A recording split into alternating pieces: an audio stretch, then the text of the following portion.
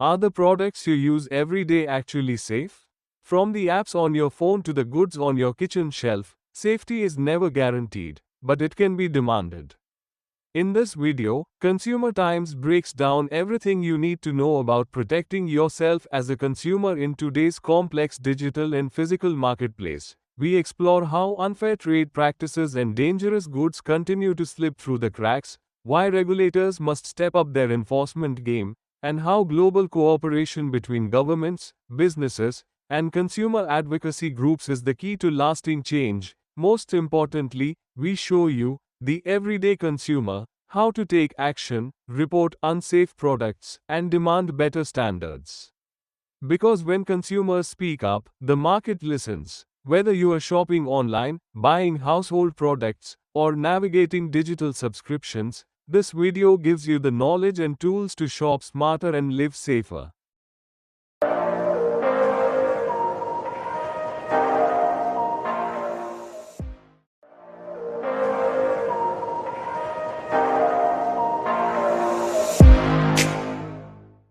Welcome back to Consumer Times, the channel dedicated to keeping you informed, empowered, and protected. I am your host Dr. Arun Kumar, and today we are tackling one of the most important topics in the modern world, product safety. Specifically, we are asking the question, in an era of global supply chains, digital marketplaces, and rapid technological change, how do we ensure that the products we rely on are actually safe? This isn't just about faulty toasters or expired food. This is about the apps that harvest your data without clear consent, the dietary supplements that make unverified health claims, the children's toys that contain toxic materials, and the online services that trap you in subscriptions you never fully agreed to. Product safety in 2025 means protecting consumers in every dimension, physically and digitally. Today, we'll walk you through 4 key pillars of consumer protection that every person needs to understand. Let's start with the landscape of risk itself. Traditionally, product safety was a physical concern: sharp edges, flammable materials, structural defects. But today, the battlefield has expanded dramatically into the digital world. On the physical side, dangerous goods continue to flood both local markets and online platforms. Counterfeit electronics, substandard building materials, unregulated food additives, these products often bypass official safety checks and land directly in consumers' hands. The consequences can be devastating: house fires, chemical poisoning, structural collapses, and injury. In the digital realm, unsafe products take a different but equally harmful form. Think of apps that secretly collect your location data, platforms that use dark design patterns to manipulate purchasing decisions, or software sold with unpatched security vulnerabilities. These digital products can compromise your privacy, drain your finances, and expose you to fraud. Both arenas share a common problem: unfair trade practices. Whether it's a seller mislabeling a product's country of origin to avoid tariffs, or a tech company burying harmful terms in its privacy policy, deception and exploitation remain rampant. Consumers deserve full transparency, and it is their right to demand it. So who is supposed to stop this? That's where regulation comes in, and unfortunately, where many systems are still falling short. In too many countries, consumer protection laws were written decades ago and have not kept pace with the speed of digital commerce and global manufacturing. There are dangerous gaps. Many digital products fall into regulatory gray zones. Product recall processes move slowly. Fines for violations are too small to deter large corporations. And enforcement agencies are often underfunded, understaffed, and overwhelmed. What needs to happen? First, regulators must modernize their legal frameworks to explicitly address digital goods, algorithmic pricing, and platform accountability. Second, penalties for safety violations must be severe enough to genuinely change corporate behavior. Third, independent safety testing, not just self-certification by manufacturers, must become the standard before any product reaches consumers.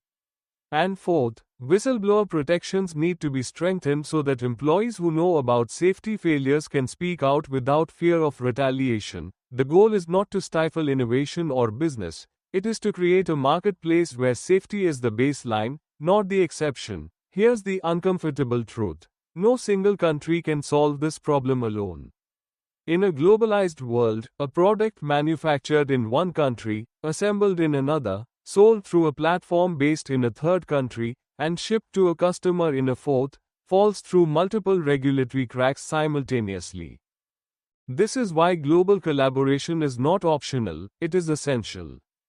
Governments need to work together to harmonize safety standards, share product safety data, and hold multinational corporations accountable to the strictest applicable rules rather than the weakest. Consumer advocacy organizations across the world must also forge alliances.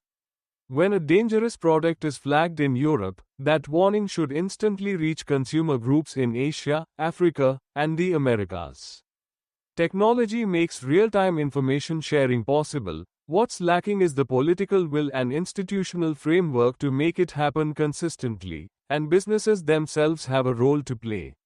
Responsible corporations should embrace global safety standards not as a regulatory burden but as a competitive advantage, because trust is one of the most valuable assets a brand can hold. Finally, and most importantly, the most powerful force for change is you. Consumer empowerment means more than just being a careful shopper.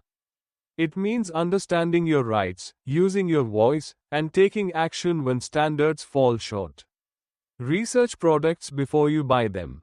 Check official recall databases. Read privacy policies carefully. Look for verified safety certifications on physical goods. When something is wrong, report it.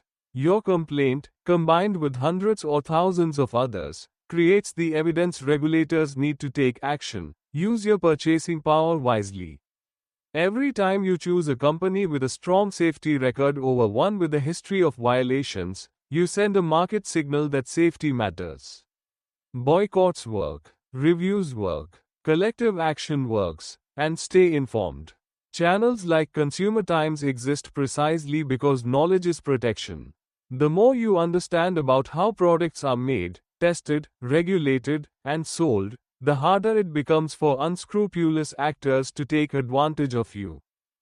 Safe products and confident consumers are not competing goals, they are two sides of the same coin. When regulatory systems work, when governments and businesses collaborate globally, and when consumers demand better, markets respond.